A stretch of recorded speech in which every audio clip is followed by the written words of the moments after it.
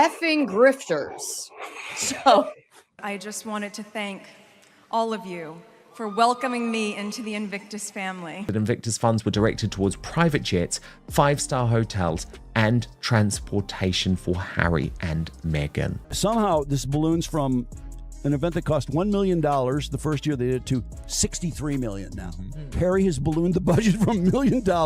It cost $1 million to do it with 400 people. It's now $63 million with an extra 140 people. What the But people are a little upset about where the money is going, because right now there's been a 63% drop in actual grants to wounded warriors, despite the fact that they have more money in their bank than ever from carryover. And in Vancouver, Comparison, the US Warrior Games, a similar competition for wounded American service members, runs on roughly $2 million a year. Germany's Invictus-style competition costs about $200,000 and involves half as many participants. The public's taxes footed a portion of the bill. Two people who always seem to attract headlines that's something few people would argue with. During the 2023 Invictus Games in Dusseldorf, Prince Harry once again became a major topic of conversation, though not entirely for the sporting event itself. Reports noted that he was using a wheelchair after suffering an injury, and some online commentators questioned whether the equipment appeared to meet expected safety standards. That detail quickly spread across social media and sparked widespread discussion. Around the same time, reports and online commentary claimed that some participating athletes were responsible for covering certain travel, accommodation, or equipment costs themselves. Those claims prompted critics to ask whether available funding was always reaching the areas they considered most important. Meanwhile, Harry and Meghan attended several high-profile appearances throughout the event, leading some observers to feel that media attention was shifting toward the couple instead of remaining focused on the competition. The Games reportedly generated around $62 million in funding, with roughly half of that amount said to come from public funding provided by Canada and British Columbia. That figure immediately became a major talking point. Many commentators questioned whether enough of those resources were being directed toward rehabilitation programs, specialized equipment. you know, my jaw dropped. Prince Harry seemed to have left Scott Snow behind. Competed in 2023 Invictus in Dusseldorf. He was injured. He was in a wheelchair that did not have restraint straps. So basically defective hardware. It drives me crazy. I mean, Prince Harry founded these games. He's the public face of Invictus. And has anyone from his office bothered to reach out to you? Has anyone bothered to, from Invictus, after that initial meeting, bothered to reach out and say, hey, let's help out here? I never heard from anybody, to be honest with you. 200,000 pounds go toward the vets. 200,000 pounds out of 63 million. And other services designed to support injured veterans. Others strongly defended the organization, arguing that the Invictus Games continue to provide meaningful opportunities, visibility, and encouragement for wounded service members around the world. The debate soon expanded beyond finances, with some critics suggesting that the extensive publicity surrounding Harry's appearances could also strengthen his public image ahead of future projects, including plans connected to Birmingham. Whether that view is justified remains open to interpretation, but it certainly fueled even more discussion. Financial reports have also drawn attention to preparations for the 2027 Invictus Games. Publicly available information suggests that approximately $4 million has been secured from corporate sponsors so far, while considerably more funding will reportedly be needed to reach the overall financial target, including matching substantial government support estimated at around £29 million.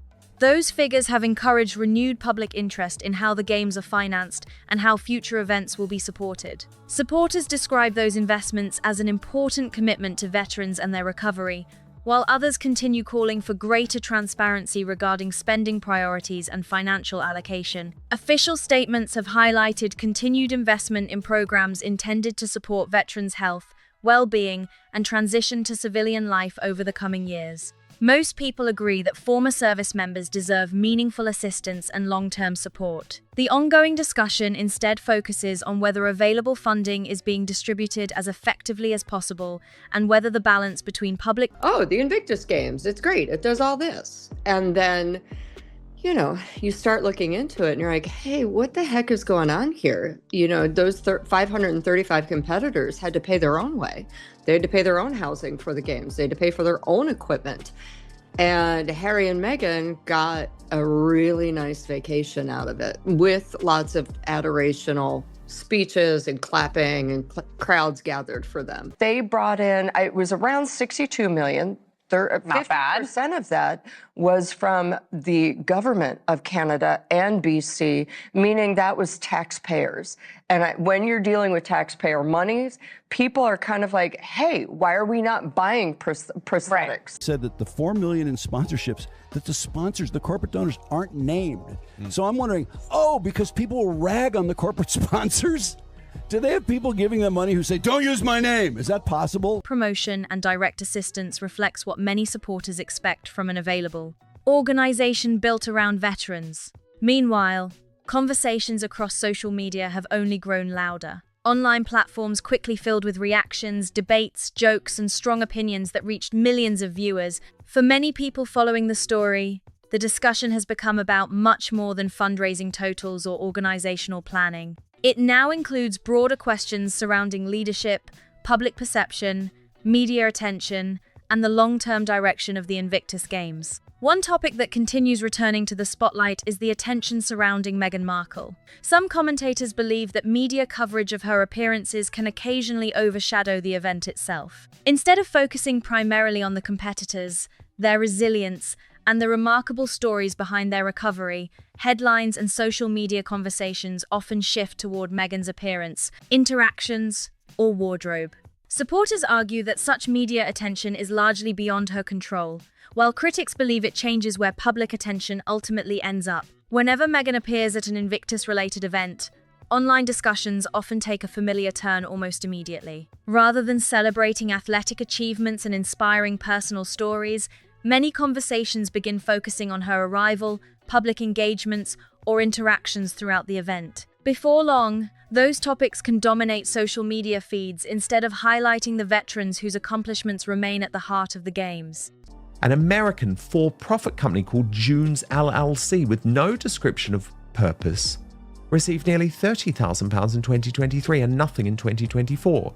And the same filing contains two different company registration numbers, one on the cover page, another on the balance sheet. This is basically a PR play for Harry because he's about to go to Birmingham right now, drum up some business, because right now he only has $4 million in unnamed corporate sponsors for the 2027 games.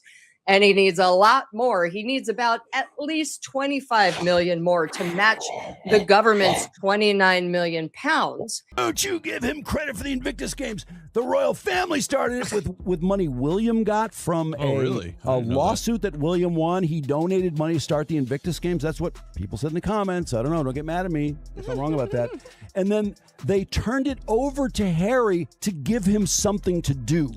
That recurring pattern continues to generate debate among royal commentators and online audiences alike, with many questioning whether enough attention consistently stays on the competitors. For some observers, this goes beyond being a simple distraction. It changes the entire narrative surrounding the event. The Invictus Games were established to honor wounded veterans by celebrating determination, recovery, perseverance, and achievement through sport. Critics argue that media attention can sometimes drift away from those inspiring stories and instead become centered on celebrity-related headlines. As a result, many people continue asking what audiences remember most after each event: the incredible performances of the athletes or the public figures attending alongside them. Another topic that frequently dominates online conversations is Meghan Markle's fashion. Nearly every public appearance creates another wave of discussion across news outlets and social media. Instead of keeping the spotlight on the athletes, many online conversations quickly become centered around what she is wearing. As this cycle continues event after event, some commentators believe it pulls attention away from the game's original mission and the inspiring achievements of the veterans competing on the international stage. Once Meghan arrives, fashion discussions often begin almost instantly. Articles and social media posts examine the designer, estimated value, accessories, hairstyle, and overall presentation in remarkable detail. It is such an honor to be here tonight, celebrating all of you and supporting my husband in the Invictus Games, which he founded. A growing scandal involving Prince Harry and his last remaining genuine charity project, the Invictus Games. But is it really a charity project at all? The games were born more than a decade ago from a promise that I made to myself. A promise to uphold my obligation, a sacred obligation after my own decade and privilege of military service, to do whatever I could to help my fellow brothers and sisters heal, and to champion everything that we stand for. Before long, conversations that started with athletic competition and personal resilience can gradually shift towards celebrity-style coverage. Supporters view this as a natural result of widespread public interest, while critics believe it changes the overall focus in ways they find less helpful. Some commentators have also suggested that Meghan's public appearances frequently generate significant attention for fashion brands. They point out that retailers sometimes promote similar clothing after her appearances, referencing styles associated with her public image. That has prompted some critics to question whether major public events unintentionally provide valuable exposure for fashion companies. Others disagree, arguing that it is media coverage and public curiosity, not necessarily the individual attending, that drive those trends. There is, however, another perspective that many people continue to emphasize. They believe Meghan is simply dressing appropriately for high-profile public events, just as many well-known figures do. From that viewpoint, the intense attention surrounding her wardrobe comes primarily from media organizations and online audiences rather than from Meghan herself. Even so, the discussion returns almost every time she attends a major event, highlighting just how closely celebrity culture, fashion, and public interest remain connected. Critics argue that the same pattern repeats itself time after time. As soon as Meghan appears, headlines begin discussing her style, photographers document every moment, and online conversations quickly expand beyond the athletic competition. Whether this reflects media priorities or audience curiosity depends largely on personal opinion. And how they're playing with the veteran money, because they're getting a lot of funding from countries and places to get this, what would typically be veteran support income, that then goes to putting on the Invictus Games. Now, again, I'm not trying to be, belittling what the Invictus Games is trying to do, but I am asking the question of, is it really the best use of veteran funding? Why can't Harry get his own funding? Why is he relying on all these countries to do it? So we know he is going to Birmingham this summer to prep for the games next year. And one of the reasons he's going is because he needs money. He needs sponsors. There's only 11 sponsors lined up so far, and they are all unnamed. Now, if you look at Vancouver, there were 44 sponsors, including Boeing. 3, 2, 1, go. Here we go. Keep your feet up! Feet up, feet up, feet up! But it has undoubtedly become a familiar part of the broader discussion surrounding the Sussexes and the Invictus Games. All of this naturally leads to another important question. How central is Prince Harry to the identity of the Invictus Games today? Considering the ongoing discussions surrounding funding, leadership, organization, and public attention, opinions remain divided. What is far less disputed, however, is Harry's role in establishing the Games. Drawing from his own military background and commitment to supporting wounded service members, he helped launch an international sporting event that quickly gained worldwide recognition. His public profile introduced millions of people to its mission and helped build global awareness during its early years. When the Invictus Games first launched, much of the public conversation focused almost entirely on the athletes and the positive impact the competition had on veterans' lives. As the organization expanded internationally, however, it gradually evolved into a much larger operation involving governments, charitable organizations, sponsors, organizing committees, and numerous partner institutions across several countries. That continued growth naturally changed how many people viewed both the Games and their long-term future. Because of that evolution, some commentators now believe the Invictus Games have matured into a global organization capable of continuing successfully regardless of any one individual. In their view, Prince Harry remains an important ambassador who brings international visibility to the event, while the ongoing planning, management, and future development now rely on a much broader network of organizations and supporters. Others continue to believe that Harry's leadership and public involvement remain closely connected to the identity of the Games. As the organization continues to grow, that discussion is likely to remain an important part of the broader public conversation. Looking at the bigger picture, one point stands out above everything else. The discussion surrounding the Invictus Games has grown far beyond celebrity headlines or public personalities. At its heart, and then they have these quotes from Harry. Time magazine does, Invictus gives them their identity back. What? What? And then he says it saves lives? Well, she's big on saying that. I mean, look at all the lives Meghan saved by buying jeans.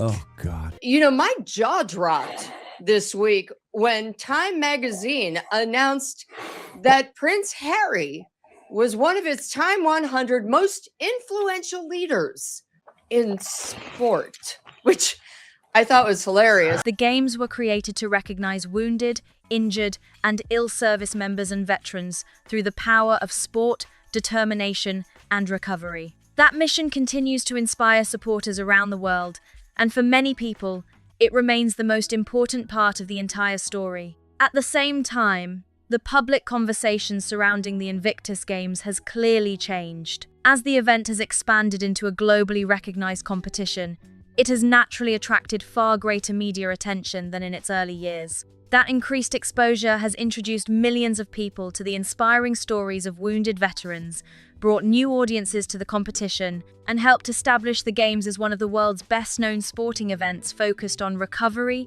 resilience, and determination. However, greater visibility also brings greater public scrutiny. Whenever an event reaches this level of international recognition, conversations rarely stay limited to the competition itself. Questions about funding, sponsorships, leadership, organizational decisions, media coverage, and public appearances almost always become part of the discussion. The Invictus Games are far from the only organization experiencing this. Similar debates regularly surround major charitable organizations and international sporting events across the world. Throughout this discussion, we've looked at several viewpoints that continue shaping public opinion. Many supporters believe the Games remain firmly committed to their original purpose and continue making a meaningful difference in the lives of veterans who participate. Others believe there are still important questions worth discussing, particularly regarding funding priorities, financial transparency, and whether public attention always remains focused on the charitable mission rather than the well-known personalities connected to the event. They are so aware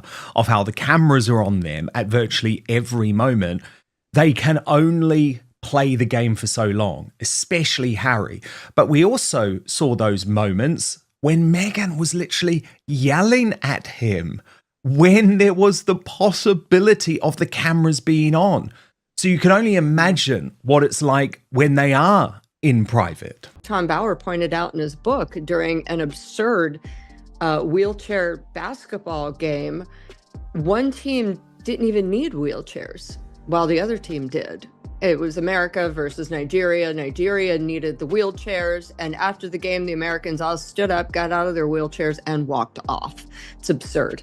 But also, there was no one in attendance. That debate doesn't appear to be ending anytime soon. As long as the Games continue growing and attracting international headlines, different opinions will almost certainly continue to emerge. Some people see the expanding spotlight as a positive sign of success, while others believe it naturally invites closer public examination. Both perspectives continue fueling conversations online and in the media. One subject that consistently returns is Prince Harry's position within the organization. Very few people question the important role he played in creating the Invictus Games and introducing their mission to a worldwide audience. His military background and long-standing commitment to supporting wounded service members helped establish an emotional connection that resonated with people across many different countries. That contribution remains a significant part of the event's history. The bigger discussion today focuses on how that role continues to develop as the organization evolves. Some observers believe Harry remains one of the defining figures behind Invictus. They argue that his continued involvement provides consistency with the original vision while giving the games a recognizable public face that attracts worldwide media attention. From their perspective, that visibility helps generate greater awareness, encourages sponsor interest, and keeps the event in front of international audiences who may otherwise never learn about the inspiring stories of the competitors. Others see the situation differently. They believe the Invictus Games have grown into something much larger than any one individual. They point to the thousands of athletes, volunteers, organizing committees, charitable organizations, government agencies, medical professionals, corporate sponsors. They're ashamed of him. They consider him dangerous and toxic. I am truly so grateful to be a part of this with each and every one of you. I've witnessed the most amazing support networks that surround competitors, and I've had the privilege. She was absolutely loving all of the attention, but the problem is no one wanted her there. Yeah, no one wanted her there. Reports were coming out even before the games that they did not want her there because usually the attention is taken away from, the veteran. And countless supporters who all contribute to making each edition of the games possible. According to this perspective, the long-term success of Invictus depends on the strength of that entire community rather than on any single public figure. It's an interesting discussion because both viewpoints recognize several important realities. The games need committed leadership to guide the organization through future challenges. They rely on dedicated volunteers who invest countless hours behind the scenes. They require financial support from governments, sponsors, donors, and charitable partners to continue operating successfully. Above all else, they depend on the extraordinary athletes whose courage, determination, and perseverance remind audiences around the world why the Invictus Games were created in the first place. Another topic that repeatedly sparks discussion is media attention. Today's news cycle moves faster than ever before. A single photograph, a short speech, or even a brief public appearance can become an international talking point within minutes. Social media can amplify those moments almost instantly, keeping conversations active for days or even weeks. That rapid pace has become part of the reality surrounding every major international event. Because of that environment, public discussions often expand far beyond the sporting competition itself. Stories involving attendees, organizers, public appearances, or behind-the-scenes developments can sometimes receive just as much attention as the athletic performances taking place on the field of competition. Whether that's positive or negative depends largely on individual perspective, but it's become an unavoidable part of today's media landscape. Supporters frequently argue that increased publicity benefits everyone involved because it introduces millions of new viewers to the Invictus Games and the veterans competing in them. Greater exposure can encourage public awareness, inspire future competitors, attract additional supporters, and help ensure the Games continue receiving international recognition for years to come. From that point of view, widespread media attention ultimately strengthens the organization's mission. Others believe the spotlight occasionally shifts too far away from the competitors themselves. They would prefer to see more coverage dedicated to the athletes' recovery journeys, personal determination, remarkable achievements, and the life-changing impact that participating in the Games can have. And out of these Invictus Games because she's turned them into a laughingstock internationally. A lot of people did not want her to be there. Meghan is there to soak up the limelight. There was a lot of tension from what I heard behind the scenes that it would have been best had Harry just kept her at home. And, Meghan's going to do what she's going to do. She used it for her moment, for her new social media comeback. And that's what it is about for her. And people can see through that. In their view, those powerful stories deserve to remain the primary focus whenever the Invictus Games are discussed. No matter where someone stands in this ongoing debate, there is one point that continues bringing people together. The athletes deserve to remain at the heart of the story. Their resilience, perseverance, courage, and commitment have defined the Invictus Games since the very beginning. Those remarkable individuals continue inspiring audiences around the world, reminding everyone that the true purpose of the Games has always been to celebrate recovery, determination, and the incredible strength of the human spirit. As we reach the end of this discussion, it's worth taking a step back and looking at the bigger picture.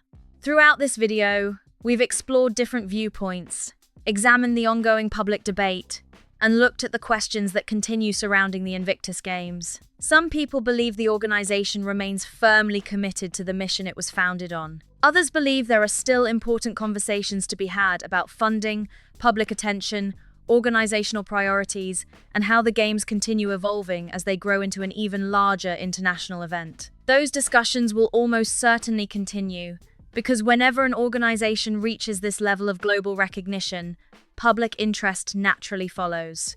What often gets lost among those headlines, however, are the people who inspired the Games in the first place. Every athlete who arrives at an Invictus competition brings a personal story that few people watching from home could ever fully imagine. Every competitor has traveled a different path. Some have spent years recovering from injuries. Others have faced emotional challenges while adjusting to life after military service. Many have rebuilt their confidence one step at a time, overcoming obstacles that once seemed impossible. By the time they stand alongside fellow competitors wearing their nation's colors, they've already achieved something extraordinary long before the opening ceremony even begins. For many participants, simply qualifying for the Games represents years of determination. It means countless medical appointments, rehabilitation sessions, difficult training days, moments of doubt, and the decision to keep moving forward despite every setback placed in front of them. Those victories rarely make newspaper headlines, but they're often the most meaningful achievements of all. That's one of the reasons the Invictus Games continue connecting with audiences around the world. Behind every race, every match, and every medal is a story of resilience that extends far beyond the competition itself. As preparations continue for future games, conversations about funding and long-term planning will naturally remain part of the public discussion. Events on this scale require enormous financial resources and years of careful coordination. Governments, charitable organizations, volunteers, sponsors, medical professionals, event organizers. They've made less money than they claim. And this is propaganda from the relentless and ruthless Sussex. So, also, it doesn't pay for the veterans' transportation or insure them. I mean, yeah, what is this paying for? The insurance thing is insane. It is. Insurance. Lots of private jets, lots of camera crews, lots of security, a documentary, beautiful fashion, of course, from Meghan. 5-star hotels they stay in. I wonder, I mean, somebody is doing it. There's an audit being done on the $63 million right now. I think this is going to turn out very, very badly. Meghan Markle has been forced to leave the Invictus Games, axed by Prince Harry after another PR disaster. And thousands of supporters all contribute in different ways to making the Games possible. Without that network of support, an international competition involving athletes from across the world simply couldn't take place. Because of that reality, questions surrounding budgets, sponsorships, fundraising, and financial priorities will likely continue appearing whenever future games are announced. Some people see those discussions as healthy because they encourage transparency and accountability. They believe organizations become stronger when the public remains engaged and asks thoughtful questions about how resources are managed. Others feel the attention devoted to financial conversations can sometimes overshadow the positive impact the games continue having on veterans and their families. They argue that the focus should remain on the athletes and the life-changing opportunities the competition provides. Both viewpoints are understandable, and both are likely to remain part of the conversation moving forward. Public discussion is a natural part of any organization that continues expanding internationally. As the Invictus Games reach larger audiences and involve more countries, greater public interest almost inevitably follows. That attention brings new opportunities, but it also brings new expectations. Looking toward the future, several important questions continue shaping conversations about where the Games go next. How can organizers continue expanding internationally while protecting the original purpose that made the event so meaningful? How can worldwide media attention be balanced with ensuring the athletes remain at the center of every story? How can future competitions continue attracting sponsors and public investment while maintaining confidence among supporters? And perhaps most importantly, how can the Games continue inspiring wounded service members who may one day decide to begin their own journey toward recovery through sport? Those questions don't have easy answers. In many ways, they aren't questions with a single solution at all. Instead, they're conversations that will continue evolving alongside the organization itself. Every edition of the Invictus Games presents new opportunities, new challenges, and new lessons that help shape future events. That's true of nearly every major international sporting organization, and Invictus is no exception. Prince Harry's Invictus Game, you follow the royal Yes. family very, very closely. What's the latest there? He's having a lot of issues. So I did write a piece this week. It was an exclusive about how there are funding issues. And the performance, PD, on the moments when they know they're in the spotlight, the performance is so over the top. I don't think a lot of veterans actually are devastated. The reality is, if you go deeper into Invictus, a lot of veterans are actually more upset, asking where all the money actually goes to. One thing that deserves recognition is the wider impact the games have already made over the years. Millions of people who previously knew very little about adaptive sports have been introduced to remarkable stories of perseverance because of this competition. Families have watched loved ones rediscover confidence after believing that chapter of their lives had ended. Communities have learned more about rehabilitation, recovery, teamwork, and the long journey many veterans continue long after their military service concludes. Those achievements extend well beyond the sporting arena. For the competitors themselves, success is often measured very differently than people watching from home might assume. Winning a medal is certainly an incredible accomplishment, but many participants describe something much bigger. They talk about regaining confidence that had been lost. They describe reconnecting with people who understand their experiences. They speak about finding purpose again, setting new goals, building lasting friendships, and proving to themselves that they remain capable of achieving things they once thought were impossible. Those moments cannot always be measured by medals or rankings, but they are often the victories remembered longest. That sense of community continues defining what the Invictus Games represent for many competitors. Athletes from different countries, cultures, and backgrounds arrive with unique experiences, yet many quickly discover common ground. They encourage one another, celebrate each other's achievements, and demonstrate that resilience often grows stronger when shared with others facing similar challenges. Those powerful connections are part of what makes the event so unique on the international stage. As the years pass, the organization itself will continue changing. Leadership may evolve, new host cities will step forward, different partners and sponsors will become involved. Technology will transform how audiences experience the competition. Media coverage will continue adapting to new platforms and new ways of sharing information. $63 million Invictus Games spend into the mainstream media. Invictus Games for Wounded Warriors, which sounds like the Wounded Warrior Games. And people think, oh, this must be great. And a lot of people are unclear how to read a tax return or to check stats. And so I think it was just very easy to say, oh, the Invictus Games, it's great. It does all this. And then, you know, you start looking into it and you're like, hey, what the heck is going on here? You know, those 535 competitors had to pay their own way. They had to pay their own housing for the games. They had to pay for their own equipment. Harry and Meghan came in for 10 minutes for an adoring love shot. And of course, Meghan kissed Harry. And it looked like it was good and full. It wasn't. So I think the public interest is waning. And also in this time of economic disparity, people really want to know where their money is going to. And there are lots of other places that actually support veterans, may give them prosthetics if they need, may build a wheelchair ramp at their home, which is necessary, may do things that really help people as opposed to helping Harry's eat. Public expectations will shift as well. Every successful international organization eventually experiences these kinds of changes, and the Invictus Games are likely to be no different. The real challenge is ensuring that growth never overshadows the purpose that inspired the event from the beginning. Organizations become stronger not simply because they expand, but because they continue remembering why they were created in the first place.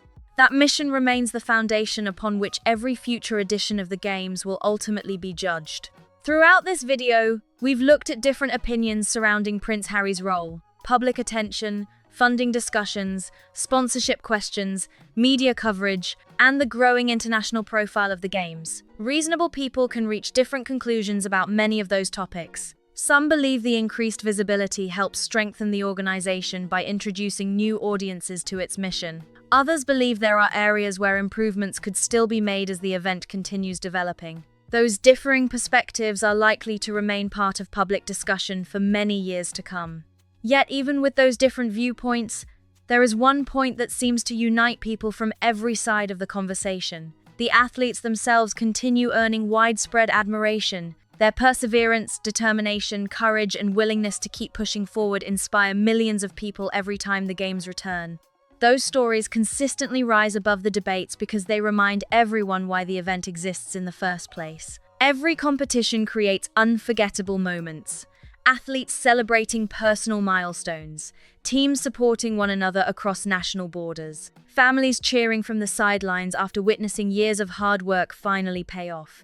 Volunteers dedicating countless hours behind the scenes to ensure everything runs smoothly. Medical teams helping competitors perform at their very best. Those moments rarely dominate the biggest headlines, but together they form the true spirit of the Invictus Games. Perhaps that's the most important takeaway from everything we've explored today. Headlines come and go, public debates change over time, media attention shifts from one story to the next. Different opinions will always exist whenever a globally recognized organization continues growing.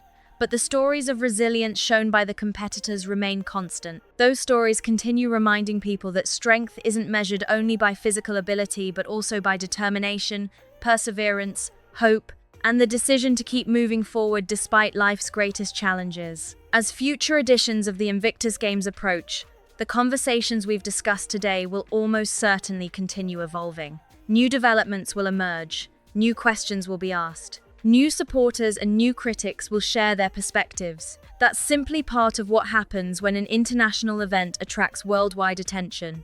But if the athletes remain at the center of the story, many believe the Games will continue inspiring audiences for years to come. Now, I'd really like to hear what you think. After everything we've covered throughout this video, where do you stand? Do you believe the Invictus Games have successfully preserved the mission they were originally created to fulfill? Has the worldwide attention helped bring greater recognition to the incredible achievements of veterans? Or do you believe there are still areas where the organization could continue improving as it moves forward? There are thoughtful arguments on different sides of the discussion, and I genuinely enjoy reading your perspective. If you have your own thoughts, experiences, or opinions about any of the topics we've explored today, be sure to leave a comment below. One of the best parts of this community is seeing respectful conversations between people with different viewpoints. It's always interesting to see how others interpret the same events, and your opinion could add an entirely new perspective that others hadn't considered. If you found this video informative or enjoyed following this discussion from beginning to end, don't forget to give it a like. It really helps support the channel and lets me know you'd like to see more videos covering stories like this. If you're new here, make sure you subscribe so you don't miss future updates, in-depth discussions, and the latest developments as these stories continue unfolding. And if you think someone else would find this conversation interesting, go ahead and share the video with them as well. It helps more people discover the discussion and become part of the conversation. Thank you so much for spending your time with me today. I truly appreciate every single view, every like, every comment, and every subscription. Your support makes these videos possible, and I'm grateful that you've chosen to be part of this growing community. Thanks again for watching. Take care, and I'll see you in the next one.